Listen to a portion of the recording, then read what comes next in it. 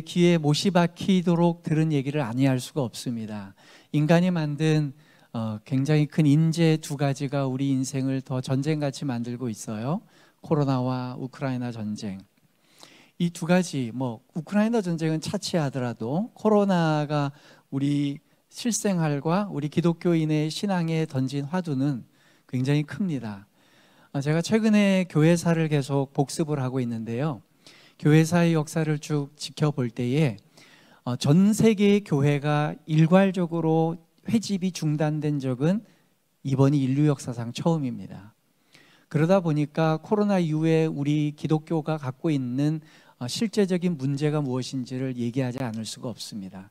처음에 회집이 중단될 때는 이거 회집 중단되면 어떡하지 하는 우려의 마음들도 적지 않아 있었습니다.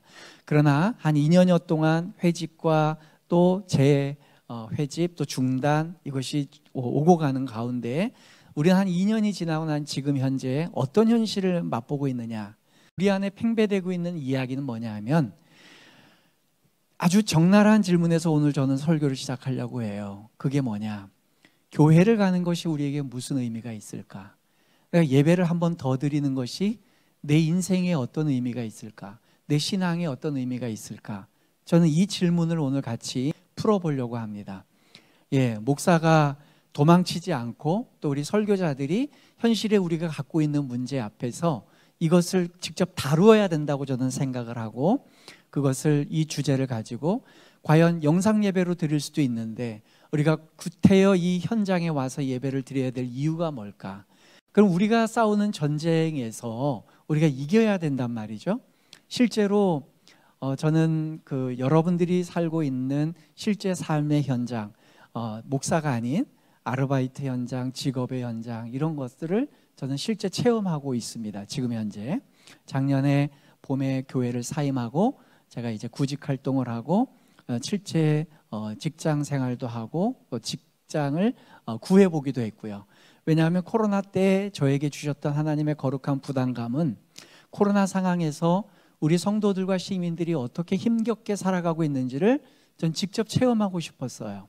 그래서 서울의 중경교회 담임 목회를 그만두고 실제 직업 현장에 가서 제가 기술도 배워보고 또 실제 직업 현장에 가봤어요. 한마디로 정리를 하면 너무 힘들게 살고 있습니다.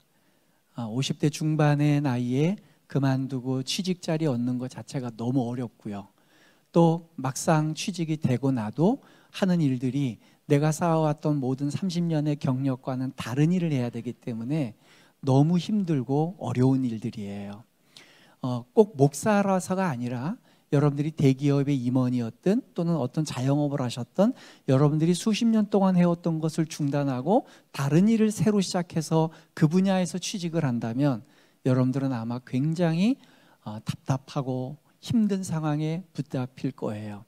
그렇게 고단하게 저는 이제 어떤 일을 할 때는 새벽 6시 30분에 나가서 밤 8시 30분에 돌아오는데 직장에서만 12시간을 일한 적이 있어요. 거의 허드렛 일이죠. 그런데 그것을 월요일부터 토요일까지 해야 돼요. 주일 하루 쉰다는 그 희망 하나 갖고 또 그런 굉장히 좋은 조건 하나 때문에 그 일을 허락하고 일을 해봤지만 정말 버거울 정도로 힘든 적도 있었습니다. 그럴 때 질문이 되는 거예요. 이렇게 힘겹게 살아가면서 과연 하루 쉴 수 있는 그날 교회 와서 예배를 드릴 필요가 있는가?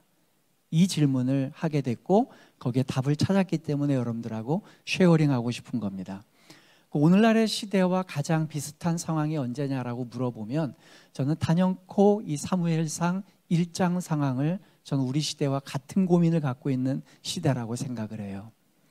우리 시대와 같이 신앙의 허무주의 또는 신앙의 허탈주의, 희망이 없는 시대, 각자 자기 소견에 옳은 대로 살아가고 있고 하나님을 만날 기회가 소원해져 있는, 만날 기회가 굉장히 희박한 시대였죠. 이 시대를 어떻게 규정하고 있냐면 사무엘상 3장 초반에 보면 이런 얘기가 나와요. 이 시대는, 이 사무엘 엘리가 다스리고 있던 이 시대는 하나님의 이상이 희귀하여 잘 보이지 않더라. 쉽게 말해서 하나님을 만날 수 없는 시대라는 거예요. 하나님이 말씀하고 싶어 하지도 않고 하나님이 말씀을 실제로 하지도 않았고 하나님의 음성이 듣지도 않던 시대였다는 거예요. 그럴 때에 여기 한 여인이 있습니다. 하나님의 이상이 보이지 않는 그 시대에 하나님을 꾸준히 만나러 올라가는 한 여인의 이야기가 우리의 눈을 사로잡게 하는 거예요. 그럼 이 여인은 왜 올라갔을까? 그리고 이 여인이 싸우고 있는 전쟁은 무엇이었고 그 여인은 그 전쟁에서 과연 승리했는가? 승리했다면 어떻게 승리했는가? 그리고 그것이 우리 후대에 있는 우리에게 무엇을 던져주는가를 생각해 보는 거죠. 여러분, 이 한나라고 한 여인이 가장 힘들 때가 언제인지 아십니까? 사무엘상 1장 7절에 보면 이렇게 나와 있어요. 매년 한나가 여호와의 집에 올라갈 때마다 남편이 그와 같이 하매 분인나가 그를 격분시키므로 그가 울고 먹지 아니하니. 한나가 언제 제일 힘들었는지 아십니까? 여호와의 집에 올라갈 때. 여호와의 집에 올라가지 않았다면 한나의 인생의 고통은 굉장히 줄어들었을 겁니다. 분인나가 괴롭히고 분인나가 화를 격동시키는데 그의 인간관계에 얽히고 얽혀서 도저히 풀어질 것 같지 않은 이 악습의 고리가 언제 더 그것이 피치를 높이기냐 하면 이 한나가 여호와의 집에 올라갈 때, 오늘날로 말하자면 교회 갈 때, 교회 예배드리러 가려고 갈 때에 그의 인생은 더 불행해지는 거예요. 오늘날의 우리 현실에 있는 기독교인들이 어떤 삶을 갖고 있죠? 현실이 너무 고단해요. 자영업 하시는 분들이, 폐업하신 분들이 많고요. 좀 오래 다닐 수 있다고 기대를 갖고 있던 직장에서 강퇴를 당해서 나와요. 그래서 새로운 직장을 구해보고 또 폐업한 모든 자녀를 보내고 난 다음에 그날도 다시 한번 용기 내서 해보려고, 새로운 사업을 해보려고 용기를 내보지만 더 겁니다고 두려워요. 그럴 때 과연 교회 가서 예배드리는 게 나한테 현실적으로 어떤 도움이 있을까라는 고민이 생기죠. 그럴 때도 불구하고 그 마음을 접고 교회를 한번 와봐요. 와서 앉아보는데 몇 차례 앉아봤는데 그때마다 더 힘들어요. 교회에 올라가는, 하나님의 집에 올라가는 그 상황이 나의 인생의 고통을 더 가중시키더라는 거예요. 그럴 때 과연 여러분들은 교회를 계속 올라갈 거냐는 거예요. 하나님의 집에, 여호와의 집에 계속 올라갈 거냐, 아니면 올라가지 않고 그냥 내 고통을 좀 더 하감시킬 것이냐라는 거예요. 그럴 때에 이 여인은 말이죠, 여호와의 집에 올라가는 것을 멈추지 않았습니다. 여기서 첫 번째 우리가 이 본문에서 흐트러뜨리지 말고 집중력을 우리가 놓치지 말고 봐야 될 게 있어요. 저는 우리에게 성경이 이 한 장에 잠깐 소개되어 있는 이 장면을 너무 스킵하고 지나가는 경향성이 있습니다.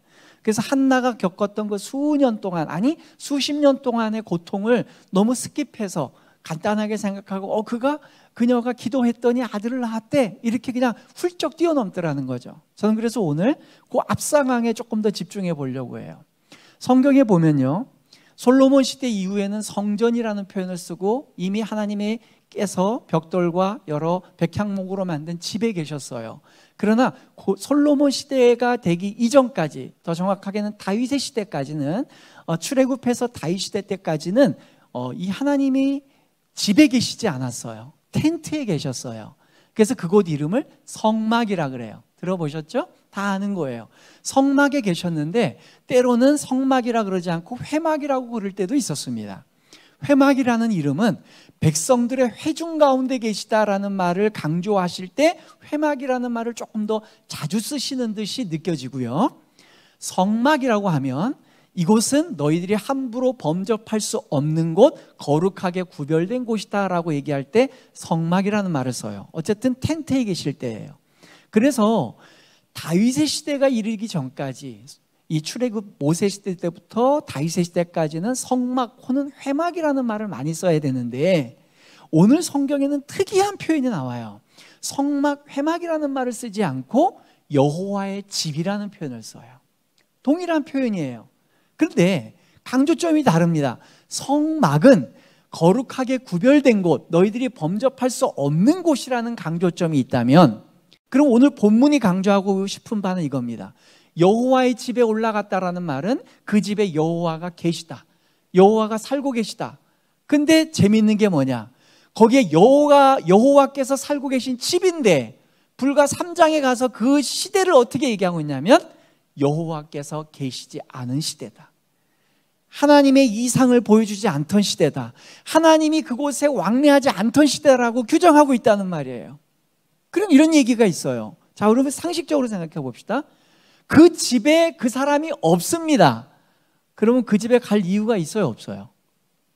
없어요. 안 되는 거예요, 그죠? 그 빈집에 뭐하러 가요?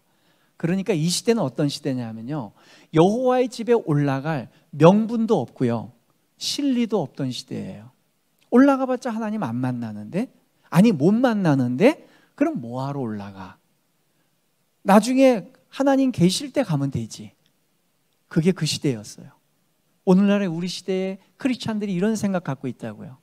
굳이 예배당에 간다고 해서 그곳에 하나님이 계신가? 내가 있는 어느 곳에 편만하게 계신 분 아니야? 그러니까 예배당에 뭐 여호와의 집이라고 명명된 곳에 내가 굳이 올라갈 필요가 뭐가 있겠어? 라고 생각을 하더라는 거예요. 그런데 그 당시에 수많은 사람들이 있을 텐데 그 중에 이 여인 한나는 꾸준히 여호와의 그 빈집에 올라갔다는 거예요. 근데 아이러니컬하게도 안 계셔야 될 그 주인의 집에 여호와를 만났단 말이에요. 그 당시에 대제사장도 못 만나는 여호와를 한나가 만났어요. 그래서 이 집을 여호와의 집이라고 선언을 하는 거예요. 그 시대 모든 사람들은 빈집이라고 여겼는데, 그래서 성막, 거룩한 곳이라고 얘기할 수도 있고 회막이라고도 얘기할 수도 있겠지만은 이 한나라는 여인의 이야기를 꺼낼 때만큼은 그곳은 여호와의 집이다, 내가 집에서 너를 기다리고 있다라는 마음으로 이야기를 꺼내고 있다는 거예요. 사랑하는 성도 여러분, 여러분들의 인생 가운데 여러분들이 있는 편한 옷차림으로 TV 한번 틀고 컴퓨터 한번 열고 핸드폰 한번 여는 곳에 하나님이 편만하고 계시다고 얘기하는 그곳에, 거기에서 하나님을 만날 것이냐?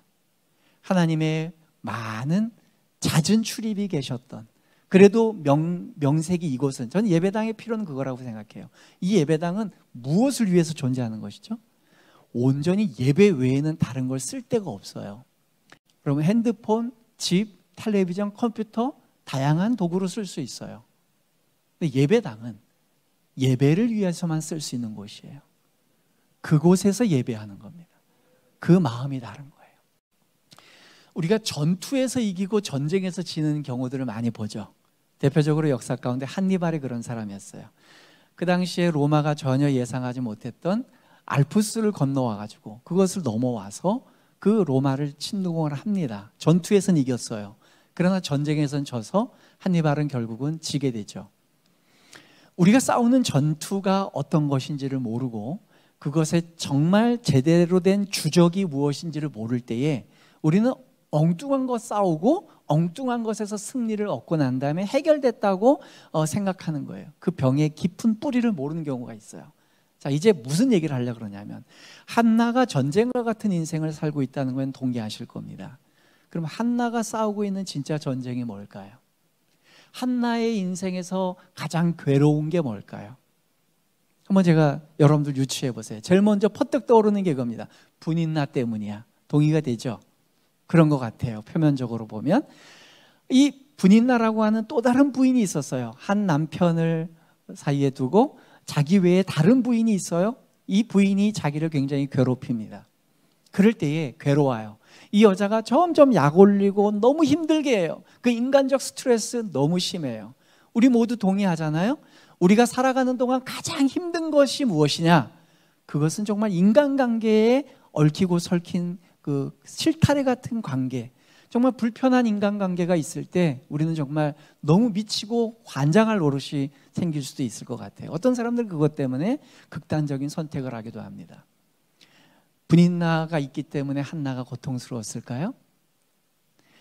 사무엘 2장에 가면 한나가 그의 인생에 대역전이 일어나서 승리의 노래를 부릅니다. 자, 그때 질문이에요. 이 분인나가 없어졌을까요? 있을까요? 있단 말이에요, 여전히. 하나님이 한나가 기도했더니, 야, 너 분인나 때문에 힘들어? 알았어, 내 손 좀 봐줄게. 그래가지고 번개를 쳐서 분인나를 그 벼락을 맞아서 그냥 고압선에 지져서 죽였을 것 같아요? 그 꼴 보기 싫은 그 사람. 하나님, 내가 얘 때문에 인간관계에 스트레스 너무 받았어요. 저는 이 사람만 없으면 살 것 같아요. 그 사람을 하나님께 상소하고 또 고소했더니 하나님이 그 원수 같은 사람을 그냥 너 보는 데서 하나님이 징벌했다는 현격한 그러한 목격담을 가질 수 있게 그 사람을 제거하면 우리 인생이 행복해집니까? 저는 그런 경우를 본 적이 없어요. 그 사람 그대로 있습니다. 한나는 사무엘 2장에 갔을 때도 분인나라고 하는 여인과 같이 살았어요. 근데 그 여인에게 한나는 아무런 이제 저해 요소가 되지 않습니다. 그럼 분인나 때문이 아니에요. 아하, 그럼 남편이 문제구나. 아이고, 왜 이렇게 첩질을 해가지고 여자를 2명을 데리고 살아. 문제의 원인이 남편에게 있네. 엘가나라고 하는 이 제사장이 말이지, 다른 사람은 몰라도 목회자는 잘해야 될 거 아니야.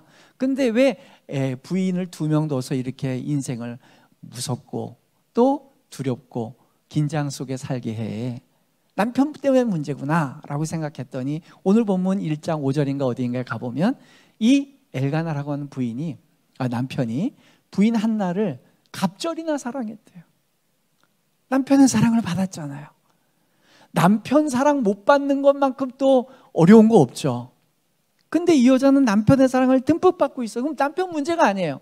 목사님 뭘 모르시네. 인간관계에 얽힐 수 있어요. 남편 사랑 못 받을 수 있어요. 그런데요, 그 모든 인간살이 사는 다 그렇습니다. 그런데 목사님만 좋으면요, 교회 와서 목사님 통해서 위로받으면 저희는 살 수 있거든요. 아, 그럼 한나의 문제가 목회자의 문제구나 라고 봤더니 목회자가 진짜 문제가 있네요. 이 엘리라고 하는 그 당시의 목회자, 대제사장 어떤 사람입니까? 한나가 와서 기도를 해요. 기도를 하는데 너무 가슴이 아프니까 기도하는데 막 기도하다 보니까 소리가 안 나. 소리가 안 날 정도로 막 그렇게 기도를 해요. 그랬더니 그 당시에 온 백성의 담임 목사라고 하는 이 엘리가 와서 하니, 집사님, 한나 집사님, 술 취했으면 집에 가서 주무세요. 이렇게 얘기했어요. 여러분, 이렇게 대답하는 담임 목사였으면 어떻게 할 것 같아요? 네가 목사면 내가 목사 할아버지다. 이렇게 얘기할 거 아니에요. 그런 목회자였어요. 그럼 이 엘리가 바뀌었나요? 뭐 갑자기 자기가 영성이 없어서 어느 세미나나 어느 수련회 가가지고 이 엘리가 바뀌어가지고 갑자기 바뀌었습니까? 아니에요. 더 웃긴 게 뭔지 아세요? 이 한심한 엘리 목회자가 있는데 한나가 기도 응답을 받았어요. 우리 이런 구도 생각하잖아요. 교회 가서 막 기도했더니 담임 목사님 와가지고 저기 집사님 술 취했으면 집에 가서 주무세요. 그럼 어때요? 아유, 목사님 그냥 들어가세요. 나 혼자 기도할게. 그래가지고 목사님 보내놓고 자기 혼자서 밤새도록 철야를 했더니 하나님이 환상과 계시 가운데 한나야, 내 기도를 들었느니라. 넌 가서 이제 발 뻗고 자거라. 이렇게 한 게 아니고요. 그 말 같지도 않은 목회자였던 엘리가 한나야, 하나님이 내 기도를 들으셨다. 가거라. 그 말 그대로 응답했어요. 여러분, 우리 성도님들이 잘 아셔야 될 게 있어요. 좋건 싫건, 수준이 높건 낮건, 목회자는 어쨌든 하나님과 성도 사이의 축복의 통로입니다. 네, 그 목회자가 수준이 높고 깨끗하고 하나님 앞에서 철저한 분이면 그 관이 깨끗할 거예요. 그러면 하나님께로부터 여러분들에게 흘러내리는 축복이 수월하게 임할 겁니다. 그러나 때때로 목회자도 인간인지라 때가 낄 수도 있고 동맥경화처럼 안에가 관이 좁아질 수도 있어요. 이물질이 껴일 수 있어요. 그럴 때 어떻게 합니까? 아유, 이 관은 녹슬었네. 여기서는 안 나올 것 같아. 새로운 관 어디 있나 쫓아다니면 다 깨끗할 것 같아요? 아니에요. 그럴 때 어떻게 해야 되냐? 빨아 제껴야 돼요. 그 좁은 군형에 동맥경화 생긴 그거를 빨아요. 그게 누굽니까? 한나예요. 엘리같이 썩어가지고 하나님의 이상이 전혀, 어쩌면 그의 인생에 단 한 번도 하나님의 뜻을 물어보지 못했고 통과받지 못했고 하나님의 뜻을 수여받지 못했던 그 엘리에게 당신이 하나님의 종입니다. 나는 당신을 통해 하나님의 기도의 응답을 받고 싶습니다 라고 외치고 그 빨대에다가 빨아당길 때에 하나님이 한 방울을 떨어뜨려 주셨어요. 그가 귀찮아서 내뱉은 말이건 그가 어떤 심경에서 내뱉은 말이건 한나야, 내 기도가 응답되었다. 집에 가라. 나로 하여금 더 이상 범미케 하지 마라. 그랬을 때에 그 기도가 응답되었단 말이에요. 이것은 목회자를 어떻게 활용하느냐는 여러분들의 문제예요. 하나님께서 그 축복의 통로로 사용하십니다. 자, 그 목회자 탓도 아니에요. 에이, 목사님 무슨 부인하고 남편하고 목회자를 다 찾으세요. 목사님 자꾸 그렇게 숨기지 마시고 이거 핵심을 자꾸 비껴가시네. 네 번째가 정답이잖아요. 그게 뭐예요? 아들. 한나가 아들이 없어서 지금 고민하는 거 아닙니까? 아들 때문이잖아요. 어떻게 보면 그럴 것 같아요. 내가 말귀를 못 알아듣는 사람인가 해서 조사를 해봤어요. 자, 물어봅시다. 아들을 못 낳은 거 맞습니다. 수년 동안 아마 수십 년 동안 못 낳을 수도 있을 거예요. 물어볼게요. 그렇게 해서 수년 수십 년 동안 못 낳다가 난임 불임이었다가 아이를 낳습니다. 그럼 그 아이를 더 젖뗄 때에 자기 부모에게서 떼어서 저 제사장 집에 가서 키우게 보낼 수 있어요, 없어요? 양심껏 대답하세요. 없잖아요. 내가 헌신되기보다는 남의 아들이 헌신되기를 원하는 게 우리 마음인데, 한나가 만약에 아들이 그의 인생에 원하는 거였다면, 한나가 사무엘을 낳고 그 뒤에 아들 동생들을 낳은 건 맞아요. 그러나 이 사무엘을 낳고 젖될 때면 한 돌 지나자마자예요.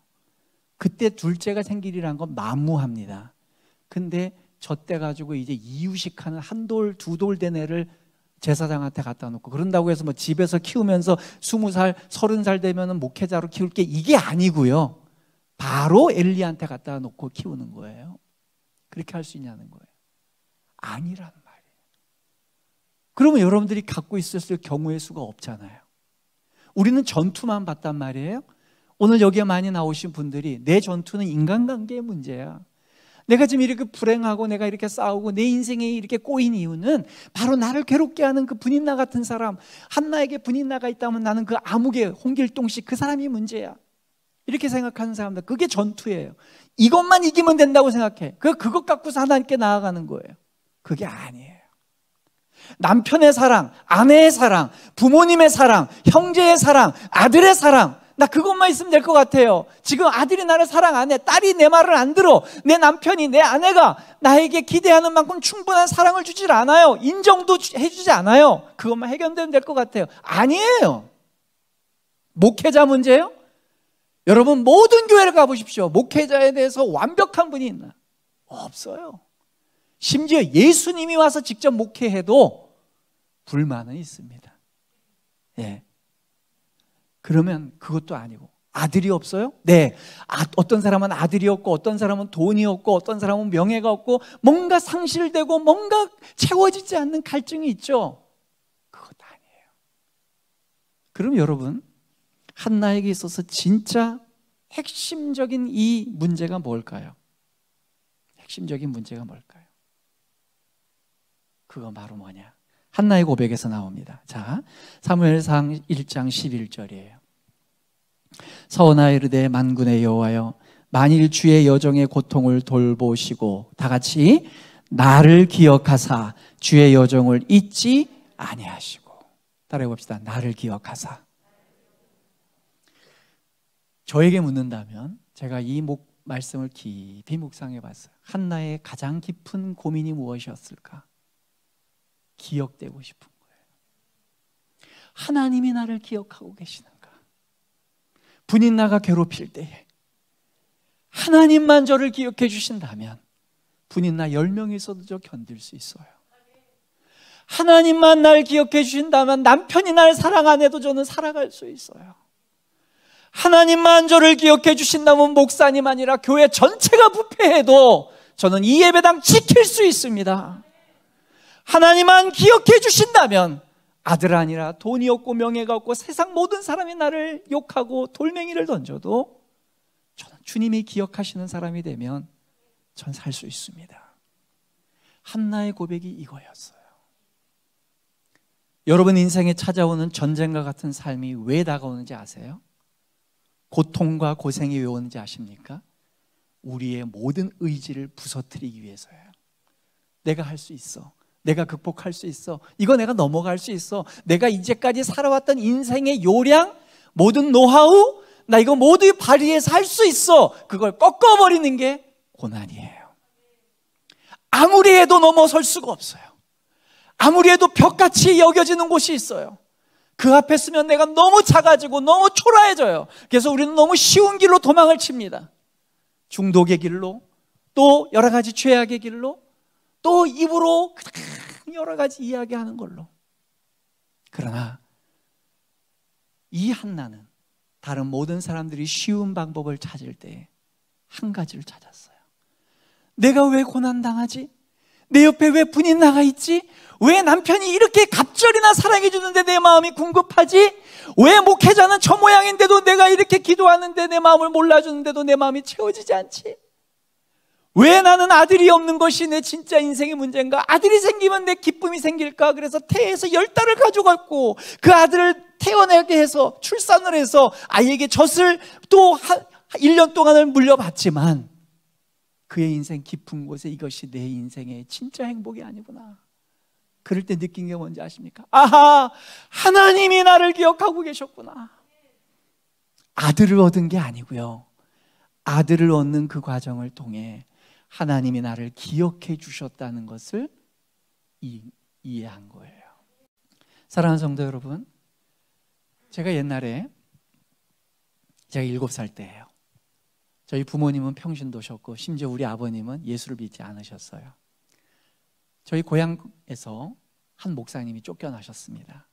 그 목사님과 저희 가정 부모님이 교회를 개척하셨어요. 고향 교회는 그런 교회였어요. 저는 7살 때 개척을 했기 때문에 그때부터 새벽 기도를 해서 초등학교 때도 2시간씩 이렇게 새벽 기도를 계속해 왔었습니다. 그렇게 어릴 때부터 신앙생활을 잘 해오다가 막상 신학교를 들어갔는데, 대학 시절에, 저 또래 대학생 시절에 하신 분들은 다 아실 거예요. 너무 힘들었어요. 사회가 너무 혼란하고 앞날은 불투명하고, 그래서 점점 마음과 영혼이 핍절해 갑니다. 그럴 때에 내 마음이 너무 메말라 갔어요. 기도해도 눈물이 나지 않고 하나님께서 내 영혼에 다시 담비와 같이 채워주시는 은혜가 너무 고갈돼 있었어요. 유명하다는 목사님들 설교를 들어봤지만 거기에서 회복되지 않아요. 집회를 가고 화려한 찬양 집회를 가봤지만 마음이 더 공허해져요. 그럴 때 어떻게 해야 되나? 어떻게 해야 되나? 그렇게 생각하다가 점점 더 핍절해지고 좀 더 악과 분노만 가득 차던 그 시대에 문득 이런 생각이 들었습니다. 그래, 우리 고향교회 한번 가보자. 그래서 제가 투덜투덜 고향교회로 갔습니다. 그때만 해도 이제 저희 아버님이 2번이나 건축위원장을 하셨는데, 첫 번째 예배당은 저희 아버님이 직접 망치를 들고 아버님이 목 쓰셨어요. 교회를 지으셨던 예배당이었어요. 그 예배당의 지하실에 왼쪽 기둥 첫 번째 원쪽 기둥 앞자리, 제가 10여 년 동안 7살 때부터 기도했던, 아니 7살은 좀 과장이고요, 그때는 상가교회였으니까 어릴 때부터 기도했던 그 자리, 거기 쾌쾌한 곰팡이 냄새나는 그 자리를 향해 가는 순간 눈물이 펄펄, 그 메마르고 그 건조했던 내 마음의 영혼에 하염없이 눈물이 내려와요. 그 자리에 앉는데 이렇게 해요. 그래요 주님, 여기가 주님과의 기억이 묻어 있잖아요. 제가 힘들고 어려웠을 때 여기 와서 울면 주님 응답해 주셨잖아요. 우리 아버지 사업 어렵다 그럴 때 그 10대 때의 어린 마음에 와서 부도 날까 봐 두려워서 여기서 기도할 때 주님 응답해 주셨잖아요. 아프고 힘들고 어렵고 내 인생의 절벽같이 느껴질 때 이 기도의 자리 여기에서 주님 나와 함께 하셨잖아요. 그때 제 마음이 너무 뜨거워지는 거예요. 사랑하는 성도 여러분, 하나님의 기억이 여기에 있어야 됩니다. 여러분들의 인간 삶의 모든 좌소에도 있을 수도 있겠지만은, 여러분들이 이 예배당에 적어도 이 자리만큼은 나의 기도하는 자리야, 여기만큼은 내가 예배하던 자리야, 자리가 기억나고 그분이 손들고 찬양하고 기도하던 그 자리가 기억나는 그런 성도가 돼야 됩니다. 그것이 한나가 우리에게 울려주는 첫 번째 울림입니다. 여러분, 이 기억이 얼마나 중요한지 아십니까? 하나님께서 기억해 주시는 것이 모두라고 할 수 있는 사건이 있었어요. 한 사람이 있었습니다. 평생을 죄만 지었어요. 그래서 이 사람은 명백하게 죄인이라서, 죄인으로 오해받은 것도 아니고 명백한 죄인이에요. 그 죄가로 그는 예수님과 함께 십자가에 달렸습니다. 강도입니다. 그는 인생을 갱생할 수 있는 아무런 지금 기회가 없어요. 다시 자기가 내려가서 참회하고 또 회개한 다음에 착하게 살 수 있는 기회조차 없어요. 근데 그 강도 중에 한 명은 극적으로 구원을 받습니다. 그의 입에서 어떤 고백이 나왔는지 기억하실 거예요. 누가복음 23장 42절. 이르되 예수여 당신의 나라에 임하실 때에 나를 기억하소서. 감히 주님 저도 천국 가게 해주세요가 아니에요. 나 같은 놈이 어떻게 천국 갑니까?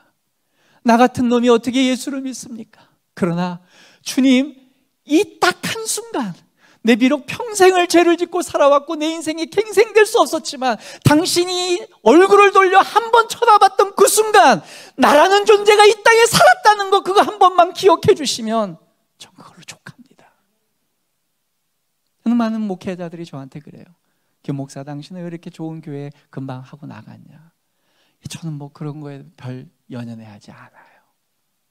주님께서 앞으로 또 좋은 목회지 주셔도 되고 안 주셔도 상관없습니다. 대륙해보니까 교육전도사 때부터 지금까지 한 30년을 목회했는데 주님이 그거 써주신 것만 해도 감사해요. 1초만 사용하고 엑스트라와 같이 사용하고 버리셨다라도 주님이 기억하셨다면, 주님이 한번 요긴하게 쓰셨다면 그걸로 족한 거예요. 근데 우리 욕심이 너무 많아요. 교회 오면 본인이 그렇게 대장 노릇해야 되고, 내가 꼭 골목대장이 돼야 되고, 내 입김이 바래야 되고, 내 뜻대로 다 돼야지 직성이 풀리는 분들이 계세요. 사랑하는 성도 여러분, 주님이 기억하시면 족한 줄 아셔야 됩니다. 주님이 기억하시면 족하리. 예수님 사랑으로 가득한 모습, 천사도 흠모하는 아름다운 그 모습. 어디에서? 천국에서 해같이 빛나리. 뭘 그렇게 원하는 게 많으세요? 주님 기억하시면 족한 줄 아시기 바랍니다. 그러면 주님 기억하시면 좋겠다. 그래서 주님의 기억이 많이 있는 교회 예배당으로 올라가야 되겠다. 근데 올라가야 되려면 제일 먼저 해야 될 게 뭘까요? 일어서야 돼요. 우리는 이런 생각이 있어요. 우리 특별히 합동 측 교인들, 하나님의 절대 주권, 하나님이 모든 것을 이루실 거야, 하나님의 예정되어 있어, 하나님의 경륜과 섭리 속에 모든 게 있어. 이걸 잘못 적용을 하면, 너무 과하게 극단으로 가게 되면 어떻게 되느냐, 그냥 인간이 할 수 있는 건 아무것도 없다, 감나무에서 감 떨어지길 바라자, 이런 주의로 갈 수가 있어요. 절대 그렇지 않습니다. 우리 인간의 100%의 노력이 아무리 발휘된다 할지라도 하나님의 절대 주권에 비하면 아무것도 아니에요. 그런데 오늘 본문이, 그러면 하나님께서 한나에게 먼저 찾아오셨냐는 거예요. 아니죠. 한나가 먼저 일어났습니다. 성경을 볼까요? 사무엘상 1장 9절, 오늘 본문이었어요. 제가 다시 읽어드릴 테니까 하이라이트한 부분이 있을 거예요. 잘 유의해서 들어보세요. 그들이 실로에서 먹고 마신 후에 한나가 일어나니 그때의 제사장 엘리는 여호와의 전 문설주 곁 의자에 앉아 있었더라. 성경은 굉장히 워드 플레이를 잘합니다. 즉 언어 유희를 잘해요. 그래서 한 절 안에 대비되는 어떤 단어들을 교차시켜서 성경이 강조하는 바를 더 두드러지게 하는 부분이 있습니다. 여기에 두 사람이 전혀 다르죠. 한나는 일어났는데 엘리는 앉아 있어요. 흥미로운 게 엘리는 하나님의 집에 살고 있는 사람입니다. 그런데 그 안에 들어가지 않고 문 설주에 앉아 있어요. 문간에 앉아 있어요. 언제든지 들어갈 수 있는데 하나님의 집 안에 있지 않고 그 문턱에 앉아서 들어간 것도 아니고 나간 것도 아니고 그런 상태로 살고 있어요. 그러나 한나는 일어나 여호와의 집에 들어갑니다. 사랑하는 성도 여러분, 또 영상으로 우리 시청하고 계신 여러분, 일어나셔야 돼요. 일어나셔서 들어오셔야 됩니다. 문간에서 어슬렁거리지 마세요. 기왕에 한번 예수 믿게 된 거 용기 내서 적극적으로 살아보시는 게 좋습니다. 안 할 거면 아예 다 때려치고 나가세요. 화끈하게 노세요. 뜨뜻한 데 가기 전에 화끈하게 놀다가 또 뜨뜻한 데 가서 또 화끈하게 또 고생 당하고, 그게 낫지. 이것도 아니고 저것도 아니고 예배를 드리는 것도 아니고 안 드리는 것도 아니고. 아유 목사님 너무 과장이 심하세요. 그 앉았다 일어났다 이게 뭐 그렇게 중요하다고 성경이 그렇게 강조할까요? 진짜 그럴까요? 왜 하필이면 성경이 중요한 여성 두 명의 이야기에 앉았다 일어나는 것을 그렇게 강조하고 있을까요? 또 다르게 일어난 여인이 있습니다. 룻기서 1장 6절이에요. 룻기서 1장 6절에 이렇게 나옵니다. 그 여인이 모압 지방에서 여호와께서 자기 백성을 돌보시사 그들에게 양식 주셨다 함을 듣고 이에 두 며느리와 함께 일어나 모압 지방에서 돌아오라 하여. 여보세요. 여기에도 이 여인들이 총체적으로 지금 전쟁에 아주 패잔병이에요. 남편 죽었죠. 아들 죽었죠. 그 집안에 남자의 씨가 말랐어요. 이제 대를 이을 사람이 없어요. 총체적으로 망해서 이제 패전병이에요. 이런 사람에게 황금과 같은 기회가 옵니다. 그 기회는 뭐냐? 듣고 일어났어요. 여호와께서 일하심을 듣고 일어나 반응했습니다. 그런 자에게 역사가 일어나는 거예요. 어디로 가야 됩니까? 일어나서 도박장으로 가야 됩니까? 바람 피는 데 가야 됩니까? 어디로 가야 되죠? 사무엘상 1장 10절입니다. 한나가 마음이 괴로워서 여호와께 기도하고 통곡하며 오늘 본문이었던 19절입니다. 그들이 아침에 일찍이 일어나 여호와 앞에 경배하고 돌아가. 일어나 경배의 자리, 예배의 자리로 돌아가야 돼요. 오늘날도 많은 교회의 봉사자들이요, 비단 찬양단이 아니라 찬양단이 됐건 봉사자가 됐건 심지어 목회자가 되었을 때에 그들이 예배의 자리에 있질 않아요. 봉사하고 뒤에서 겉돌다가 또 봉사할 때만 와요. 여러분 그 예배 자리 지키셔야 됩니다. 그러려면 적극적으로 일어나 침노하는 자들이 있어야 됩니다. 일어나라 빛을 발하라 이는 내 빛이 이르렀고 여호와의 영광이 내 위에 임하였음이니라. 이사야 60장 1절인데요. 여러분 이 성경 잘 보시는 분들이 많지 않더라고요. 여호와의 영광이 왜 임하는지 아십니까? 내 빛이 이르렀기 때문이에요. 여기 내 빛은 여호와의 빛이 아니에요. 여러분의 빛이에요. Your light. 너의 빛이 이르렀기 때문에 내가 그곳에 여호와의 영광을 쏟아붓겠다는 거예요. 여러분 이게 뭔 뜻인지 아십니까? 그 시대가 이사야서 그 앞에 58장 이전에 57장 이전에 40장까지 그 막 혼돈과 죄악이 가득한 이 이스라엘 백성 가운데 남은 자들, 하나님의 여호와를 향한 참된 예배자들이 숨어 있었단 말이죠. 그들이 자기의 빛을 드러내는 거예요. 하나님, 저는 일주일 내내 너무 고생스럽게 살고 있어요. 저는 돈 버는 기계와 같이 매일매일 새벽에 출근했다가 저녁에 옵니다. 그러나 저는 이 하루만이라도 주일이라 한 말 하루만이라도 하나님께 예배의 빛을 올립니다. 찬양의 빛을 올립니다. 제가 할 수 있는 최선의 기도를 올립니다. 내 빛을 하나님께 짜내 올립니다. 하나님 보시기에 아주 자그마한 빛이지만 이 반딧불과 같은 빛이 여기 있사오니 주여 이 땅을 멸하지 마시고 이 땅에 하나님의 가능성을 봐주십시오 라고 하나님 앞에 사인을 올릴 때에 하나님께서 하늘에서 굽어 살피시사 거기에 빛이 켜져 있는 걸 보고 그곳 가운데 하나님의 영광이 임하는 것입니다.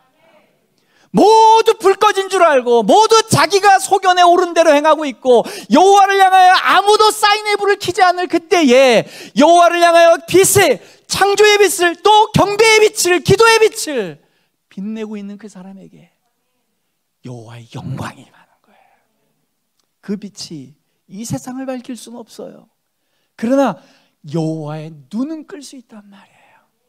그래서 하나님의 주권이 100%고 우리의 주권은 0%인 이유가 우리가 아무리 의롭게 하고 아무리 주님 앞에 경배와 기도와 찬양과 우리의 헌신과 헌금을 드린다 할지라도 그것은 세상을 바꿀 수가 없습니다.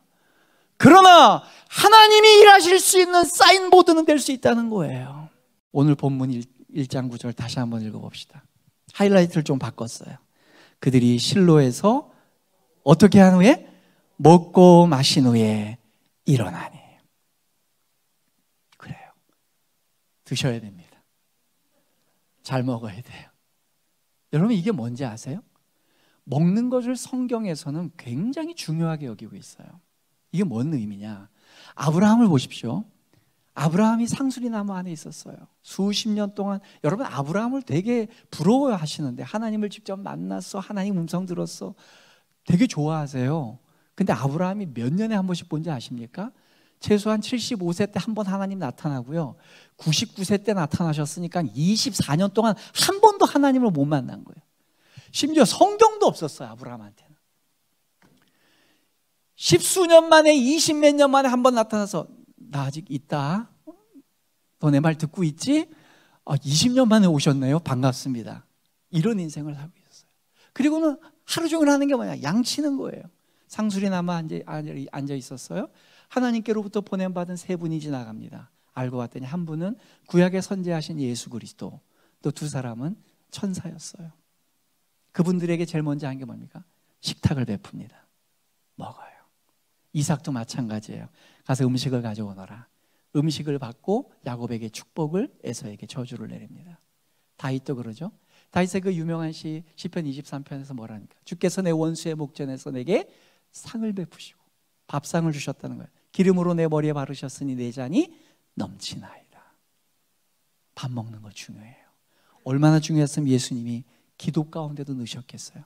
너희는 이와 같이 기도하라. 일용할 양식을 주옵시고. 무슨 얘기를 하고 싶으냐? 여러분, 우리 인간은 끊임없는 탐욕과 소유욕 때문에 평생 먹을 것을 보장받기를 원해요. 그런데 기독교인들의 원래의 기본 개념은 뭔지 아십니까?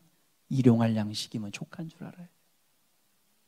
오늘 하루 벌어서 하나님 오늘도 하루 먹었습니다. 주님이 오늘 이 하루의 삶을 연장시켜 주셨군요. 저는 오늘 하루의 끼니로 하나님 앞에서 이 생명의 불을 다시 밝혔기에 하나님 만족합니다. 이 하루하루 살아가면서 주님이 원하시는 삶을 살아가다가 주님 만나 뵙기를 원합니다. 그게 기독교인의 고백이에요. 세속 사람들 자기가 다 쓰지도 못할 돈 그렇게 긁어 모아가지고 언제 다 쓰려고, 결국 쓰지도 못하고 갈 거면서, 그러한 탐욕과 그 끊임없는 무력 가운데서 빠져서 정체 모를 불나방과 같이 그 화염 속으로 끌려 들어가는 그 욕종의 벌레들처럼 우리 그렇게 살지 맙시다. 여러분, 이 먹고 일어나는 것이 가장 강조된 사람은 누구냐? 엘리야라고 하는 선지자죠. 열왕기상 19장 4절에 이렇게 나와요. 자기 자신은 광야로 들어가 하루길쯤 가서 한 로뎀나무 아래에 앉아 있었어요. 앉아서 자기가 죽기를 원하여 이르되, 앉아 있으면 죽고 싶습니다. 여호와여, 넉넉하오니 지금 내 생명을 거두시옵소서. 나는 내 조상들보다 낫지 못하니이다 하고 로뎀나무 아래에 누워 자더니 천사가 그를 어루만지며 그에게 이르되, 일어나서 먹으라. 일어나 먹어라. 본즉 머리맡에 수풀에 구운 떡과 물 한 병 물이 있더라. 이에 먹고 마시고 다시 누웠더니, 이거 보세요. 하나님이 일어나서 먹으라 했더니 먹고선 다시 누워요. 그때 주님 어떻게 앉으세요? 여호와의 천사가 또다시 와서 어루만져 이르네, 일어나 먹어라. 내가 갈 길을 다 가지 못할까 하노라 하는지라.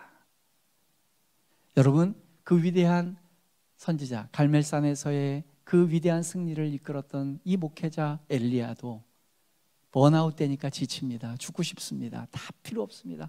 그냥 모든 만사가 귀찮습니다. 다 하기 싫습니다. 왜요?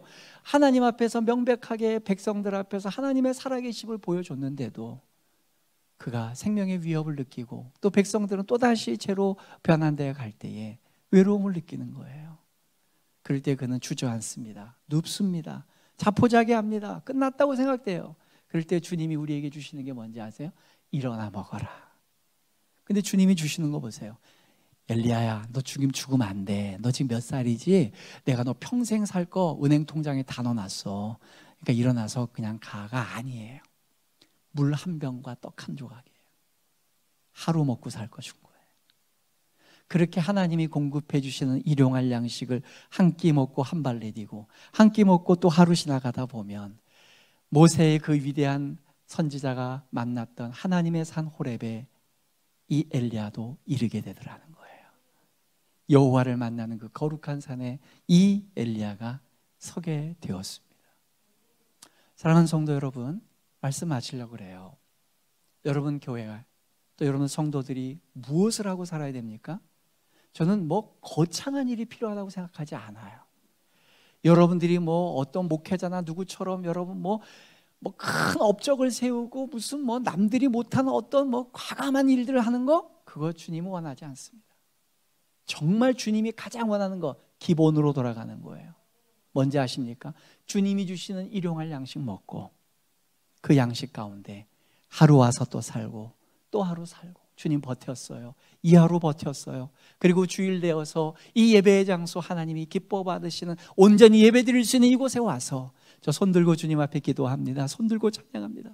주님 여기 계시지 않습니까? 주님 저와 함께 주시옵소서. 그럴 때 그의 입에서 나오는 기도가 뭡니까? 사무엘상 2장 1절 한나가 이렇게 기도합니다. 한나가 기도하여 이르되 내 마음이 여호와로 말미암아 즐거워하며 내 뿔이 여호와로 말미암아 높아졌으며 내 입이 내 원수들을 향하여 크게 열렸으니 이는 내가 주의 구원으로 말미암아 기뻐함이니이다.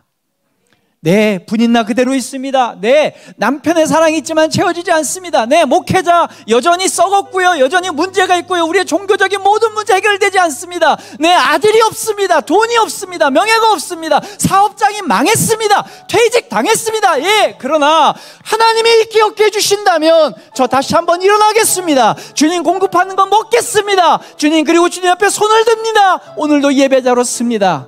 우리 그 고백을 담아서 우리 마지막 했던 그 찬양합시다. 내게 허락하신 시련을 통해 하나님, 오늘도 한 발짝 나갑니다. 우리 그 찬양, 우리 찬양팀 한번 앞으로 나오실까요? 우리 그 찬양 고백 따라서 한번 이 고백 드리고요, 우리 합심해서 한번 기도하고 이 예배 마칠까 합니다.